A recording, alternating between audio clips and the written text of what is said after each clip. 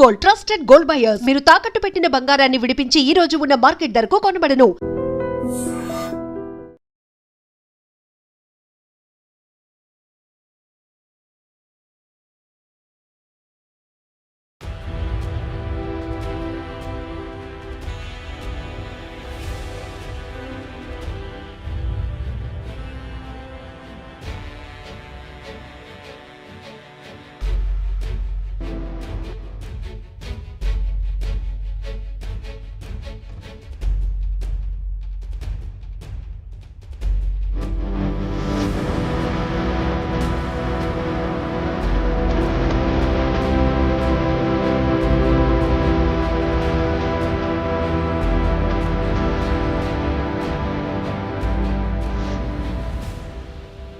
తుని మండలం సిహెచ్ అగ్రహారంలో 6 రోజుల క్రితం 3 సంవత్సరాల చిన్న పాప జాహ్నవి కనిపించకుండా పోయింది.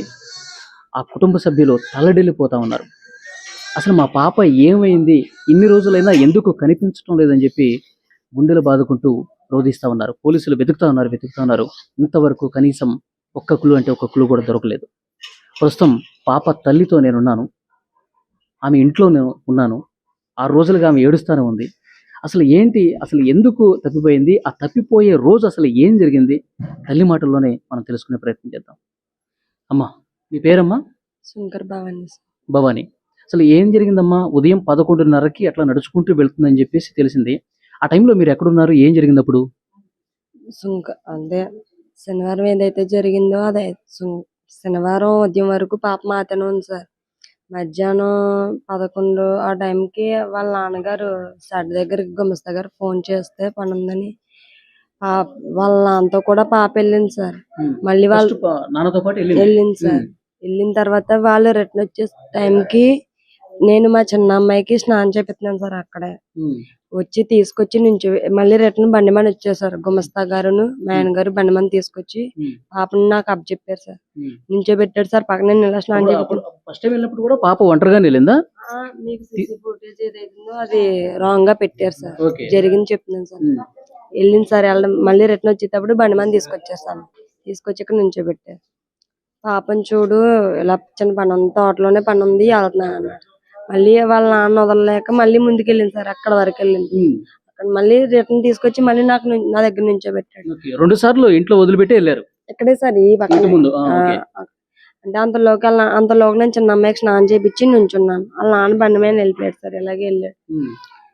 ఆ అమ్మాయి ఏడుస్తుంది సార్. మీరు సిసి ఫుటేజ్ లో చూసుంటారు. నేను అమ్మాయిని పట్టుకున్న తర్వాత అప్పుడే ఈ అమ్మాయి చిన్న అమ్మాయి ఏడ్చింది, పెద్ద అమ్మాయి ఆ టైంలో ఏడ్చింది. ఇంక పెద్ద అమ్మాయి అలవాటే కదా ఇదంతా ఎప్పటిలాగా ఇక్కడ ఆడుకుంటుంది అనుకున్న టైంలో పాపని తను అలా వదిలేసి పెద్ద అమ్మాయిని చిన్న అమ్మాయిని లోనకి తీసుకెళ్లి పాలు పట్టి డ్రెస్సింగ్ చేశాను సార్. మళ్ళీ వచ్చి ఒకసారి బయటకు వచ్చి చూసాను, పాప కనిపించలేదు. ఇక్కడ ఎక్కడైనా ఆడుకుంటుందేమో, లేదంటే నా దగ్గర ఆడుకుంటుందేమో. ఎప్పుడు ఇలాగే కదా ఉంటుంది, రోజు జరిగేది అదే సార్. ఏదైనా ఎప్పుడైనా వెళ్ళిపోయాడు కదా వాళ్ళ డాడీ, బండి మీద వెళ్ళిపోయాడు కదా. ఇక్కడ మామిడి చెట్టు ఉంటుంది సార్, అక్కడికి వెళ్ళిపోయి పాప ఆడుకుంటా సార్. వాళ్ళ డాడీ కొంచెం దూరంలో వెళ్ళి ఆడుకుంటా సార్. ఈ చుట్టుపక్కల ఆడుకుంటుంది కదా అన్న ఇదిలోండి ఈ అమ్మాయి ఆడడంతో ఈ అమ్మాయి దగ్గర ఉండిపోయింది సార్. లోన్ ఆడుకుంటారులే, ఆడుకొని ఇంటికి వచ్చేస్తుంది కదా, తనకేమైపోద్ది. ఎప్పుడు ఇలాంటి ముందు కూడా అట్లా ఇల్లు ఆడుకుని వచ్చేసేది. ఆ షెడ్ వరకు వెళ్ళి సార్ తను ఒక్కరితో వెళ్ళిపోయేది. మళ్ళీ రిటర్న్ వచ్చేసి సార్. అన్న ధైర్యంతో నేను లోన్ చూసుకుంటున్నాను. మా ఆయన గారు వాళ్ళ పిన్ని గారు ఇంటి దగ్గర చిన్న దొడ్డుగుల్లో పెట్టాడు సార్. తెల్లవారుజామున పెట్టాడు సార్. మార్నింగ్ లేసి ఇక్కడికి వచ్చేసాడు సార్. ఇక్కడికి వచ్చేసి ఆ రోజు మార్నింగ్ నుంచి ఉదయం నుంచి సాయంత్రం వరకు తోటలో పనిచేశాడు సార్. నైట్ 9:30, 10 టైంలో తోటలో పనిచేసి బోర్లు కోయడానికి జనాలు వస్తే వాళ్ళ దగ్గర నుంచి ఇంటికి వచ్చేసి కూర్చున్నాడు సార్. ఫ్రెష్ అవుదామని వాళ్ళు వాళ్ళ కారు మీద ఒక 5గురు 6గురు వచ్చి మా ఆయన్ని కొట్టి కాలర్ పట్టుకుని తీసుకెళ్లారంట సార్. కొట్టారు సార్. కొట్టారంట. కారు నేను తీసుకొచ్చి మీకు అప్పచెప్పేస్తాను ఉండండి అన్నాడంట సార్. ఒప్పుకోలేదండి సార్. కారు ఎక్కడ ఉందో మాకు చూపించన్నాడు సార్. చూపించండి పలానా ఆ దొడ్డుగుల్లో తీసుకెళ్లాడు సార్. మా ఆయన వాళ్ళ కారులో మా ఆయన గారిని తీసుకెళ్లాడు సార్. అక్కడ పలానా ప్లేస్ లో మా ఆయన కారు ఉందని చెప్పాడంట సార్. చూసి అవతల వాళ్ళు 3 దిగారంట సార్ కారు కోసం, మా కారు కోసం. మా ఆయన ఫోన్ స్విచ్ ఆఫ్ చేస్తారంట. చేసేసిన తర్వాత సరికొక పక్కన ఉండి మా ఆయన్ని నొక్కేశారంట సార్. బయటికి నోరెట్టడానికి లేదంట. అవతల వాళ్ళు ఎవరైతే ముగ్గురు దిగారో అందులో కారు ఎట్టుకెళ్ళిపోయేటప్పుడు ఇద్దరు వెళ్ళిపోయారు, ఒకడు దొరికేశాడు సార్. దొరికే కానీ నాలుగు తన్ని నక్కబిల్ స్టేషన్ కి చెప్తే ఇలా జరిగింది, మీ కారు తెలియపోను, మీ అబ్బాయి తెలియపోను, నేను దొరికడం వల్ల మీకు తెలిసింది, లేదంటే ఛాన్స్ లేదు మీరు దొరకడానికి అని చెప్పాడు సార్. ఏదైతే మనకు దొరికిపోయాడు అతను. ఊళ్ళో ఒక అతను పాపని పింఛన్ గోరని తోటకు సంబంధించిన కొండవారిని చూశాడంట. ఆయన చూసి పాప దగ్గరికి వెళ్తే కుక్క వెళ్ళనివ్వలేదు, దగ్గరికి రానివ్వలేదంట. అతను వెళ్ళి ఊళ్ళోకి అన్నితో చెప్తే అవన్నీ ఎదుక్కుంటూ వచ్చి నాతో చెప్పాడు సార్, మీ పెద్ద అమ్మాయి ఎక్కడ ఉంది, నా దగ్గర లేదండి వాళ్ళ నాన్న దగ్గర ఉంది అన్నాను. అంటే ఒకసారి ఫోన్ చేసి కనుక్కున్నాడు. అంటే నువ్వే చేయి బ్యాలెన్స్ లేదు అని నెంబర్ చెప్పాను. నెంబర్ చెప్తే చేసి కనుక్కున్నారు. లేదు నా దగ్గర లేదు వాళ్ళ అమ్మ దగ్గర ఉంది, ఇంటికాడే ఉందని మా ఆయన గారు చెప్పారు. ఏమైందని అంటే ఇలా చెప్పాడు సార్, మీ పాప అక్కడ కనిపించిందంట, ఇలా నాకు పలానా వ్యక్తి చెప్పాడని చెప్పాడు సార్. అని మరి నువ్వు వెళ్ళి చూసి రాలేకపోయావా, వెళ్ళి తీసుకొచ్చేలేకపోయావు అంటే నాకు కనిపించలేదు చెల్లి అన్నాడు.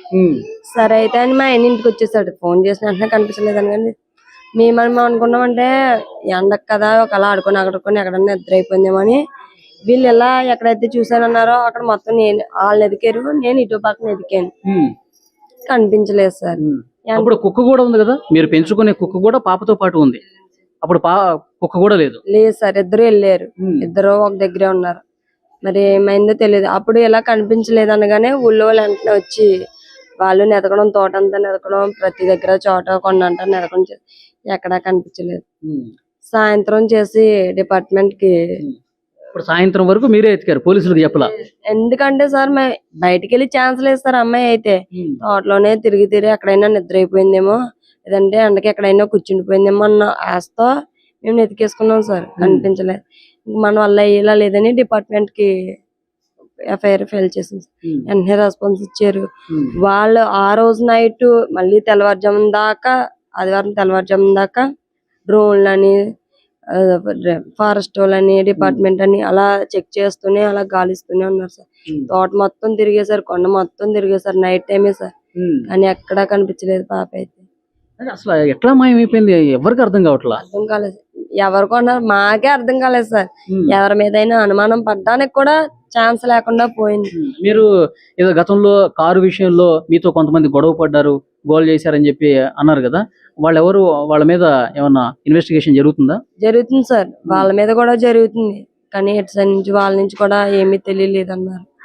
ఏమో సార్ ప్రస్తుతానికి అయితే. ఏం జరిగిందంటే ఏంటి గొడవ వాళ్ళకి మీకు? కార్ తీసుకున్నాం సార్. మా ఆయన గారు కార్ ట్రావెల్స్ కానీ కార్ తీసుకున్నారు. వేరొక తునాయన మహేష్ అన్న ఆయన 2 నెలలకి లీజుకి కావాలని నెలకు 40,000 అని చెప్పి తీసుకున్నాడు సార్. ఆయన ఏం చేశాడంటే అడ్వాన్స్ ఇస్తున్న అమౌంట్ 10 రోజుల్లో 25,000 ఇచ్చాడు సార్. నా అమౌంట్ పే చేయలేదు. మనం ఫోన్ చేస్తే రెస్పాన్స్ ఇవ్వలేదు డబ్బుల కోసం. ఇలా కాదు 1 నెల అమౌంట్ ఇవ్వలేదు, 2వ నెల అమౌంట్ ఇస్తాడని మా ఆయన గారు GPS ద్వారా వెళ్ళి సెకండ్ కీ ఉంటే ఆ కీతో బండిని తెచ్చేసాడు సార్. తెచ్చేసుకున్నాం. మా ఆయన గారిని కార్ని పత్తిపాడు స్టేషన్ లో హ్యాండ్ ఓవర్ చేస్తారండి. ఇంకా మళ్ళీ ఒక వారం పోయిన తర్వాత ఈ రోజు శనివారం కారు గురించి జరిగింది సార్. ఇలాగా మళ్ళీ శనివారం వచ్చి ఇద్దరు వచ్చి మా అత్తయ్య గారిని పని చేసుకుంటే మాస్క్ వేసుకుని వచ్చారండి సార్. ఇద్దరు మీ అబ్బాయి గారు ఏరని అడిగితే లేడమ్మా బయటకి పని నుండి వెళ్ళాడని చెప్పిందండి సార్. వెంటనే స్పీడ్ గా వెళ్ళిపోయారండి సార్. ఇంకా మా అత్తయ్య గారిని ఏమనలేదంట. మాస్కులు పెట్టుకుని వచ్చారు. మాస్కులు పెట్టుకుని ఓన్లీ కొల్లంగా కనిపించేలాగా బండి నెంబర్ కూడా కనిపించలేని విధంగా వచ్చి అడిగి వెళ్ళిపోయారండి సార్. వెళ్ళిపోయి ఇంకా 3 నెలల వరకు గొడవల సాగుతూనే ఉంది. మీ ఆయన కొట్టినప్పుడు నేను బతకని చంపేస్తాం ఇట్లా అన్నారా? అనే ఉంటారు సార్. నేను డెలివరీకి మా అమ్మగారి ఇంటికి వెళ్ళాను సార్. అత్తయ్య గారు కూడా లేరు. మా మామయ్య గారు ఉంటే ఆయన పనిచేసే వాళ్ళ దగ్గర ఉన్నారంట. అలా జరిగింది సార్. అది అలా 3 నెలల వరకు నాకు పెళ్లి స్టేషన్ లో తేల్చేసుకున్నాం సార్. అయిపోయింది. ఇది ఎప్పుడు జరిగిందమ్మా? ఏ నెలలో జరిగింది? జనవరి నుంచి ఫిబ్రవరి వరకు. మొన్న జనవరి జరిగింది సార్. ఇంక ఈ మధ్యలో ఇదైతే జరిగిపోయిందో ఇంకా వాళ్ళకి మనకి ఇంకే గొడవలు లేవు సార్. ఇదంతా పోలీసులకు చెప్పారా మీరు? పోలీసుల ద్వారాగానే జరిగింది. తర్వాత తెలిసింది సార్. వాళ్ళే హ్యాండ్ ఓవర్ చేశారు మన బండి మనకి. తర్వాత అట్లా కాదు, ఇప్పుడు పాప తప్పిపోయింది కదా, ఇప్పుడు ఈ విషయాలన్నీ చెప్పారా? చెప్పాను సార్. వెంటనే వాళ్ళకి చెప్పాను. ఎవరి మీద అనుమానం ఉందంటే ఇలా జరిగింది సార్ అని వెంటనే వాళ్ళకి చెప్పాను. ఇంకా అప్పటి నుంచి ఇప్పటి వరకు వాళ్ళు బెదిరించడం గానీ భయపించడం గానీ లేదు సార్. నేను ఈ ఇంటి దగ్గర ఎవరు లేకపోయినా 2 పిల్లలతో నేను ఒక్కదాన్ని సింగిల్ గానే ఉండేదాన్ని సార్. ఇక్కడ ఎవరైనా సమయానికి లేకపోయినా ఎప్పుడు ఎలాంటి భయం కానీ పాప మిస్ అవడాలు కానీ ఎక్కడికైనా వెళ్ళి ఉండిపోవడాలు కానీ జరగలేదు సార్. అన్న ధీమాతోనే పాపను కూడా ఆడుకుంటది కదా, ఆడుకోనీలే అన్న విధంగా చిన్న పాపతో చూసుకోవడం వల్ల ఈ పాపని ఆడుకుంటది అన్నట్టుగా ఉన్నాను సార్. మరి ఏం జరిగిందో తెలీదు. చాలా విచిత్రంగా పాప అయితే కనిపించకుండా అయిపోయింది. ఆ రోజు నుంచి ఈ రోజు వరకు వారం రోజులు అయిపోతుంది సార్ దాదాపుగా. పాప ఆచూకీ అయినా తెలియలేదు. మొన్న మంగళవారం సార్ కుక్క వచ్చింది. కుక్క వచ్చిన వెంటనే నేను వచ్చింది కదా ఆనందంతో, ఒకవేళ ఇంత చెకింగ్ ఉంది కదా కుక్కని అమ్మాయిని ఎక్కడన్నా వదిలేస్తే ముందు కుక్కని పట్టుకుంటే అమ్మాయి దగ్గర తీసుకెళ్తది కదా అన్న ఆనందం పడిపోయి కుక్కని పట్టుకోవడానికి ప్రయత్నించాను సార్. కుక్క అయితే ఫస్ట్ వచ్చి నా చున్నీ పట్టుకుంది. పట్టుకుని అంటున్నా నేనేం చేశాను, కుక్క కానీ మళ్ళీ మిస్ అయిపోద్దని కుక్కని పట్టుకుందామన్న ఆనందంతో వెళ్ళి దగ్గరికి వెళ్ళాను సార్.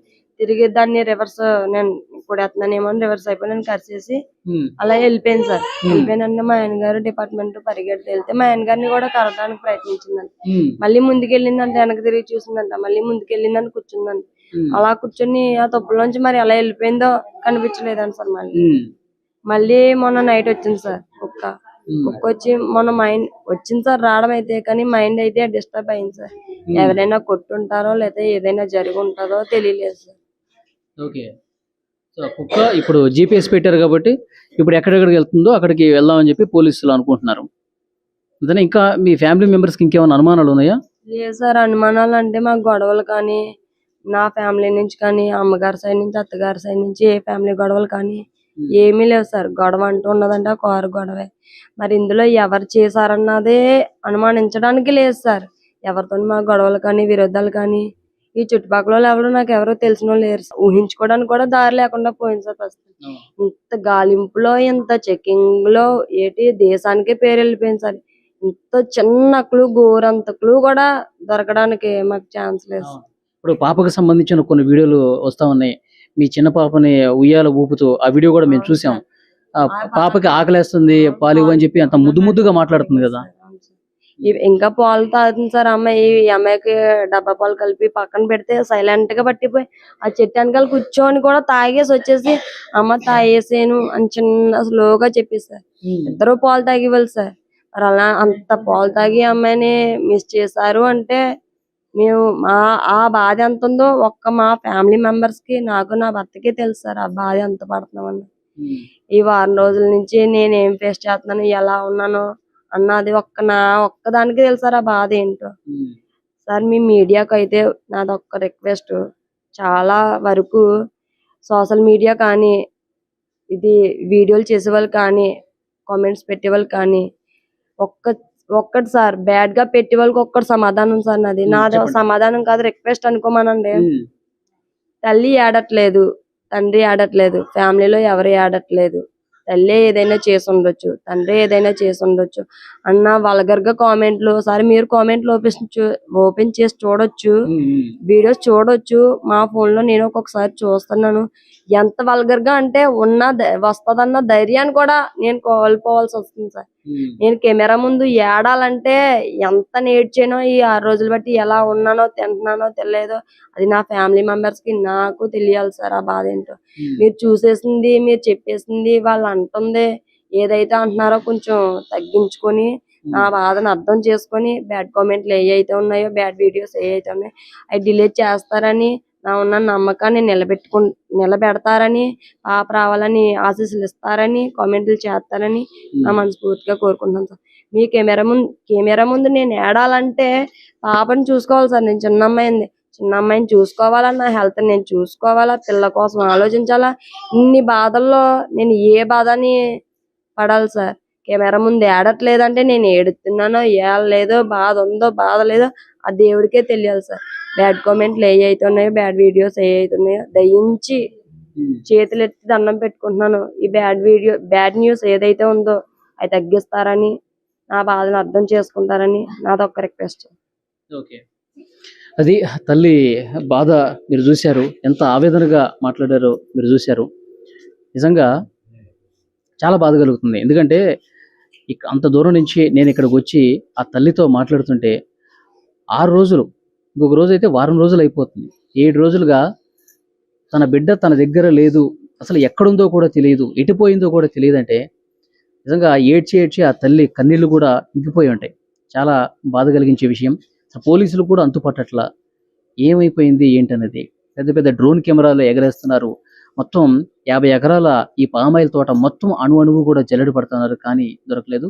ఎవరి మీద అయితే అనుమానం ఉందో కారు విషయంలో ఏదో గొడవ జరిగిందంట, వాళ్ళు కూడా ప్రశ్నిస్తున్నారు, కానీ ఇంకా కనీసం ఒక్కటంటే ఒక క్లూ కూడా లభించినటువంటి పరిస్థితి ఉంది. కానీ ఆ తల్లి చాలా బరువైనటువంటి హృదయంతో మాట్లాడుతోంది.